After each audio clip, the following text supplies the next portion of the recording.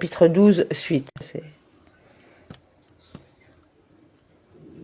Quand l'Éternel ton Dieu aura fait disparaître devant toi les peuples que tu vas déposséder, quand tu les auras dépossédés, que tu occuperas leur pays.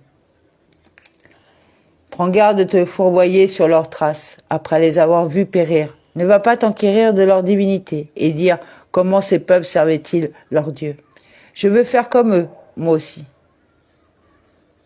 De peur que tu ne sois pris au piège, Tinakesh après elle. Le Targonogelos rend le mot avec une connotation de piège, mais il n'a pas, à mon avis, été scrupuleux dans l'examen de l'expression, car nous ne trouvons pas la lettre nun dans les tournures signifiant prendre au piège, pas même en tant que lettre caduque de la racine. Nous la trouvons en revanche dans les expressions signifiant va-et-vient ou heurte, comme dans et ses genoux s'entrechoquaient nak shan.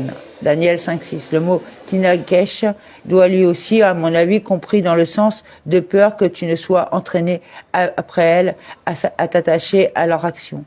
Il en est de même que le créancier le harcèle. Yena Kish, dans tous ses biens. Télim 109.11. Verset qui maudit le méchant, lui souhaitant de nombreux créanciers acharnés à lui réclamer son argent. Après les avoir détruites devant toi, après que tu auras vu que je les aurai détruites devant toi, tu devras t'appliquer à connaître les raisons de leur destruction, à cause de leur action dépravée. Toi-même ne devras pas agir ainsi, afin que ne surviennent pas d'autres qui te détruiront à leur tour. Comment servait-elle ? Il était jusqu'ici de punition pour l'idolâtrie que s'il avait sacrifice, encens, libation et prosternation, ainsi qu'il est écrit, uniquement à Hachem seul, Shemot 22-19, c'est-à-dire des actes accomplis vers le Très-Haut, 100 Edrin 60b et 61a. On vient apprendre ici que s'il existe d'autres manières canoniques d'adorer les idoles, comme la défécation en l'honneur de Péor ou le jet d'une pierre en direction de Mercure, cela correspond à son culte et l'on est coupable. En revanche, celui qui offre des sacrifices, brûle de l'encens, se prosterne est toujours coupable, même si ce n'est pas la manière prescrite d'adorer. Non, n'agis point de la sorte envers l'Éternel ton Dieu, car tout ce qu'abhorre l'Éternel, tout ce qu'il reprouve, ils l'ont fait pour leur Dieu, car même leurs fils et leurs filles, ils les livrent au bûcher pour leur Dieu. Car leurs fils et leurs filles aussi, le mot gamme aussi, vient inclure leur père et leur mère. Rabbi Akiva a enseigné. J'ai vu un païen qui avait attaché son père devant son chien, et il le mangeait. Chapitre 13.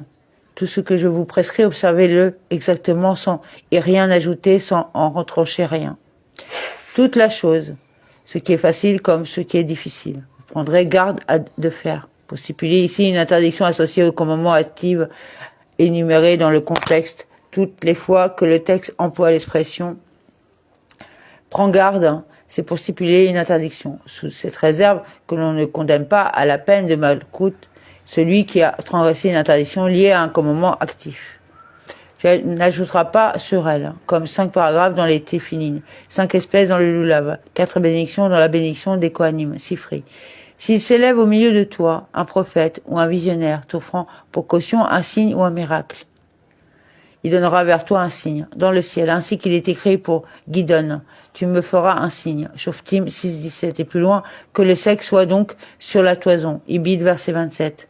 Ou un prodige sur terre, un signe, et dans le ciel, puisqu'il est écrit, ils seront des signes. Et pour les fêtes, Bereshit 1.14. Tandis qu'un prodige est sur terre, puisqu'il est écrit, s'il n'y a de rosée que sur la toison et que la terre soit sèche. Shoftim 6.27. Malgré cela, tu ne devras pas l'écouter. Sans doute, te demanderas-tu la raison pour laquelle le Saint béni soit-il lui donne pouvoir d'accomplir un signe. La raison en est que Hachem, votre Elohim, vous éprouve. Verset 4. Quand même s'accomplirait le signe ou le miracle qui t'a annoncé en disant suivons des dieux étrangers que tu ne connais pas et adorons-les. Tu n'écouteras pas les paroles de ce prophète ou de ce visionnaire, car l'Éternel, votre Dieu, vous met à l'épreuve pour constater si vous l'aimez réellement de tout votre cœur et de tout votre âme. C'est l'Éternel, votre Dieu, qu'il faut suivre. C'est lui que vous devez craindre. Vous n'observerez que ses préceptes, n'obéirez qu'à sa voix, à lui votre culte, à lui votre attachement.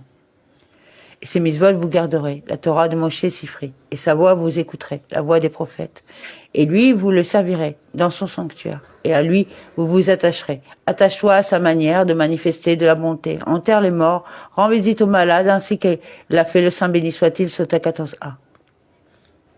Pour ce prophète ou ce visionnaire, il sera mis à mort parce qu'il a prêché la révolte contre l'Éternel votre Dieu qui vous a tiré du pays d'Égypte et racheté de la maison de servitude, voulant ainsi t'écarter de la voie que l'Éternel ton Dieu t'a ordonné de suivre, et tu extirperas le mal du milieu de toi.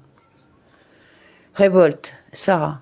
Quelque chose qui est étranger, maussard, du monde, qui n'a jamais été créé et que je ne lui ai pas ordonné de dire. En français médiéval, destourne.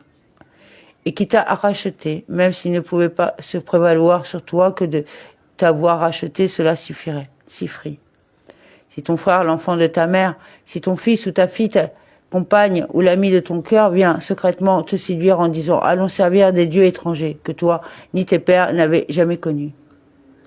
Lorsque t'incitera, Yeshika, le verbe yassikt signifie toujours inciter, comme il est écrit. Si Hachem t'a incité contre moi, 1 Shmuel 26-19, en français médiéval, Ametra, on le pousse à agir ainsi. Ton frère, consanguin, fils de ta mère, utérin, Kiddushin 80b, de ton sein, Ekeka, celle qui se couche sur ton sein et qui t'est attachée. En français médiéval, Afichide, de même, et depuis le sein, Umirik, de la terre. Ézéchiel 43-14, depuis les fondations qui s'enfoncent dans la terre, qui est comme ton âme, c'est ton père. Le texte explicite ceux qui te sont chers. Il doit donc en être ainsi à plus forte raison pour les autres, en secret. Le texte parle des situations les plus fréquentes, car les paroles de l'incitateur sont toujours émises dans le secret. C'est ainsi que Chelomon a écrit à propos de celui qui s'apprête à séduire une femme mariée. Au crépuscule, quand le soir tombe et que la nuit se fait sombre et obscure. Michelet 7-9. Que tu n'as pas connu, toi et tes pères, que cette chose-là est une grande honte pour toi, car même les nations du monde ne délaissent pas ce que leur ont légué leurs ancêtres, tandis que celui-là vient te dire, abandonne ce que t'ont transmis tes pères. Tels que les dieux des peuples qui sont autour de vous, dans ton voisinage ou loin de toi, depuis un bout de la terre jusqu'à l'autre. Ceux qui sont proches de toi ou ceux qui sont éloignés. Pourquoi le texte spécifie-t-il explicitement ceux qui sont proches et ceux qui sont éloignés? Voici ce qu'il a voulu dire, ce qui caractérise ceux qui sont proches. Tu peux déduire ce qui caractérise ceux qui sont éloignés. De même, qu'il n'y a rien de réel chez ceux qui sont proches. De même, il n'y a rien de réel chez ceux qui sont éloignés. D'une extrémité de la terre, ce sont le soleil, la lune et l'armée céleste, car ils se déplacent d'une extrémité à l'autre de l'univers Sifri. Toi, n'y accède pas, ne l'écoute point, bien plus ferme ton œil à la pitié, ne l'épargne pas, ni ne dissimule son crime. Tu ne lui céderas, t'obéis pas, ne le chéris pas, Taïb, et ne l'aimeras pas. Car s'il est vrai qu'il est écrit, tu aimeras ton prochain comme toi-même, Vaïkra 19-18, celui-là, tu ne l'aimeras pas. Et tu ne l'écouteras pas, en lui accordant le pardon lorsqu'il suppliera pour sa vie. Car s'il est vrai qu'il est écrit, aider, tu l'aideras, Shemot 23-5, celui-là, tu ne l'aideras pas. Et ton œil ne s'apitoiera pas sur lui. Car s'il est vrai qu'il est écrit, tu ne te tiendras pas sur le sang de ton prochain, Vaïkra 19-16. De celui-là, tu n'auras pas pitié. Et tu n'auras pas pitié, tu n'essayeras pas de le défendre. Et ne le cacheras pas. Si tu connais un élément à charge le concernant, tu n'as pas le droit de te taire. Au contraire, tu devras le faire périr. Ta main le frappera la première pour qu'il meure et la main de tout le peuple ensuite. Car tuer, tu le tueras. S'il sort innocenté du tribunal, ramène-le pour qu'il soit condamné. S'il sort condamné du tribunal, ne le ramène pas pour qu'il soit innocenté, Sifri. Ta main sera la première contre lui. C'est une mitzvah pour celui qui a été incité de le mettre à mort. S'il meurt par sa main, il mourra de celle des autres, comme il est écrit. Et la main de tout le peuple est en dernier. C'est à coup de pierre que tu le feras mourir parce qu'il a tenté de t'éloigner de l'Éternel ton Dieu qui t'a délivré du pays d'Égypte, de la maison d'esclavage.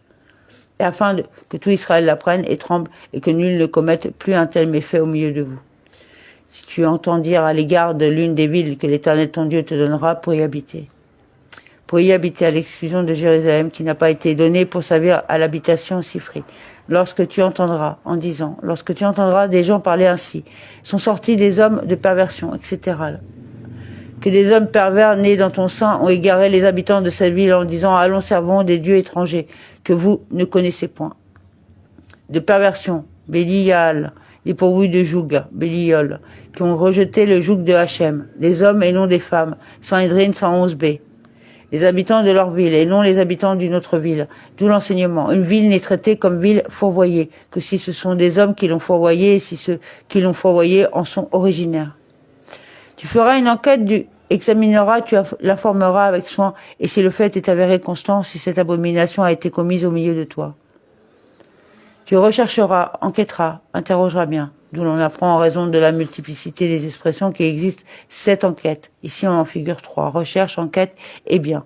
Tu interrogeras, n'entre pas en ligne de compte, et c'est de lui qu'on a déduit l'interrogatoire sur les circonstances du crime. Il en est écrit ailleurs, les juges ailleurs encore. Tu rechercheras bien. Infra 17.4, la double présence du mot bien dans ces versets permet, en utilisant un mode de raisonnement faisant appel à 2 textes qui contiennent le même mot, Kezera, Shava, d'appliquer à l'un des cas ce qui est écrit à propos de l'autre. Sanhedrin 40a. Tu passeras au fil de l'épée les habitants de cette ville, tu l'avoueras avec tout ce qu'elle renferme jusqu'au pétail, au tranchant du glaive. Frapper, tu frapperas. Si tu ne veux pas les faire mourir de la manière qui leur est applicable, fais-les mourir d'une autre manière. Baba Metzia 31b.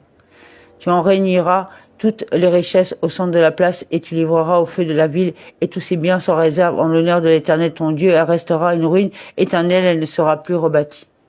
À Hachem ton Elohim, au l'honneur de son nom et à cause de lui. Que rien de la cité maudite ne s'attache à ta main afin que l'Éternel apaise la colère, qui te prenne en pitié et te dédommage en te multipliant comme il l'a juré à tes pères. Afin que Hachem revienne de l'embrasement de sa colère. Car aussi longtemps que l'idolâtrie est dans le monde, sa colère s'embrase dans le monde. Si tu écoutes la voix de l'Éternel ton Dieu en observant tous ces commandements que je te signifie en ce jour en faisant ce qui est juste aux yeux de l'Éternel ton Dieu. Amen. Amen.